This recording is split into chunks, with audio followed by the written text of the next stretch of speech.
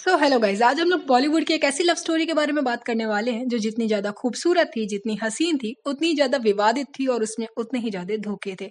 जी हाँ, ये love story है बॉलीवुड के सुपरस्टार दिलीप कुमार और शायरा बानो जी की।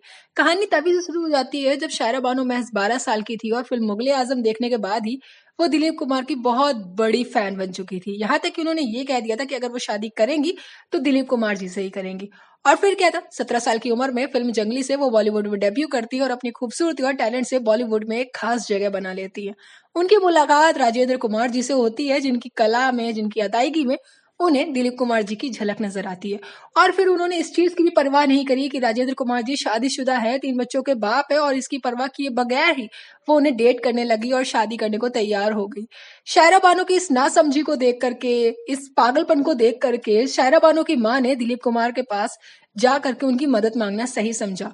और फिर क्या था, दिलीप कुमार जी जहाँ रहते थे उन्होंने वहां पर ही अपार्टमेंट खरीदा और जाकर के रहने लग गई।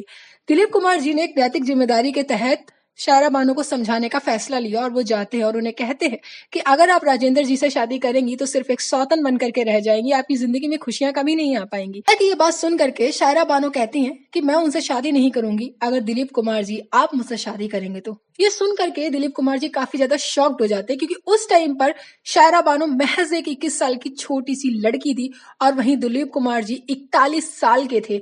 उनकी उम्र का जो अंतराल था वो काफी ज्यादा बड़ा था। दिलीप कुमार जी ने कहा मेरे तो बाल भी अब सफेद होने लग गए, मैं आपके लिए सही व्यक्ति नहीं हूँ। लेकिन शायरा बानो ने अपनी जिद थामे रखी और उनका वेट करने का डिसीजन लिया। दिलीप कुमार जी ने कभी भी चट्ट मंगनी पट्ट ब्याह वाला तरीका नहीं अपनाया था। वो इस डिसीजन को काफी सोच समझ के लेना चाहते थे, वो इस मामले को काफी ज्यादा पेंडिंग में डालना चाहते थे। लेकिन एक रोज ऐसा होता है कि वो काम कर रहे होते हैं और उन्हें बुखार आ जाता है, वो अपने कमरे में होते हैं। जैसे इस खबर का पता शायरा बानो को चलता है तो वो शूटिंग छोड़ करके, काम वाम सब छोड़ करके दिलीप कुमार की देखरेख के लिए आ जाती है। और फिर धीरे धीरे दोनों जब एक दूसरे पर इस तरीके से डिपेंडेंट होने लग जाते हैं तो बस दोनों शादी करने का डिसीजन ले लेते हैं। जिस टाइम उन दोनों की शादी हुई होती है उस टाइम शायरा बानो महज 22 साल की होती हैं और दिलीप कुमार जी 44 साल के होते हैं। ये उम्र का अंतराल काफी ज्यादा होता है। हालांकि दोनों की शादियां हो जाती हैं और दोनों सही से रहने लग जाते हैं। शादी के बाद भी शायरा बानो फिल्मों में काम कर रही होती हैं, अपनी अदायगी जारी कर रही होती हैं। और ये बात है, जब फिल्म विक्टोरिया नंबर 203 की शूटिंग के दौरान शायरा बानो प्रेग्नेंट थी और प्रेगनेंसी में ही वो शूटिंग कर रही थी। लेकिन उसी टाइम रास्ते में एक दुर्घटना होती है और उनका मिसकैरेज होता है। केवल इतना ही नहीं, मिसकैरेज के साथ वो अब कभी भी मां नहीं बन सकती हैं, वो बेऔलाद हो जाती हैं। ये चीज सुन करके दिलीप कुमार को काफी बड़ा झटका लगता है और वो उस दिन काफी रोए थे, क्योंकि दिलीप कुमार हमेशा से अपनी एक बीवी बच्चे समेत एक छोटी सी फैमिली चाहते थे, जो अब शायरा बानो उन्हें नहीं दे सकती थी। और इसीलिए वो अब काफी ज्यादा टूट गए थे, अलग होने लग गए थे। इसी बीच दिलीप कुमार जी की मुलाकात होती है एक पाकिस्तानी हसीन एक्ट्रेस आसमा से। आसमा जो उस समय दिलीप कुमार जी को पसंद कर दी थी, दोनों एक दूसरे के साथ रहने लग जाते हैं और यहाँ तक कहा जाता है कि दिलीप कुमार जी उनसे दूसरी शादी तक कर लेते हैं, जिस बात की खबर उन्होंने शायरा बानो को नहीं लगने दी।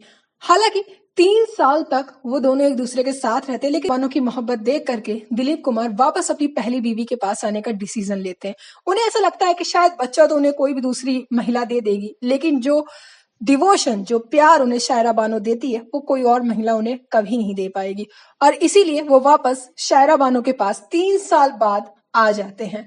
जब शायरा बानो के पास वो आते हैं तो दोनों ही एक दूसरे के साथ फिर रहने लगते हैं। उन दोनों की शादी काफी मुकम्मल हो जाती है और खुशी खुशी रहने लगते हैं। दिलीप कुमार के आखिरी समय में शायरा बानो ने उनकी काफी देख रेख करी, काफी उनको प्यार दिया, वो रिस्पेक्ट दी जिसके वो काबिल थे। हालांकि इस पूरी लव स्टोरी में वैसे तो शायरा बानो को उनका फर्स्ट लव मिला, फर्स्ट क्रश मिला, लेकिन बहुत सारे लोग ऐसा कहते हैं कि दिलीप कुमार जी उनका क्रश या उनका लव नहीं, एक ऑब्सेशन था। क्योंकि अपने तमाम इंटरव्यूज में शायरा बानो जैसे कि कहती थी कि उन दोनों की शादी को बचाने के लिए, उन दोनों को रिश्ते को बचाने के लिए उन्हें इस चीज की कोई परवाह नहीं कि दिलीप कुमार जी उनसे कितना प्यार करते हैं। उनका प्यार उस रिश्ते को बचाने के लिए काफी है। इनफैक्ट कई बार उनके इंटरव्यूज में ऐसे बयान आते थे जिसमें लोग कहते थे कि वो ऑब्सेस्ड हैं दिलीप कुमार जी के लिए। हालांकि इस मुद्दे पर आपका क्या कहना है कि क्या ये जो इमोशंस शायरा बानो के अंदर थे वो एक प्यार था या सिर्फ एक ऑब्सेशन? आप अपने थॉट्स कमेंट सेक्शन में बता सकते हैं।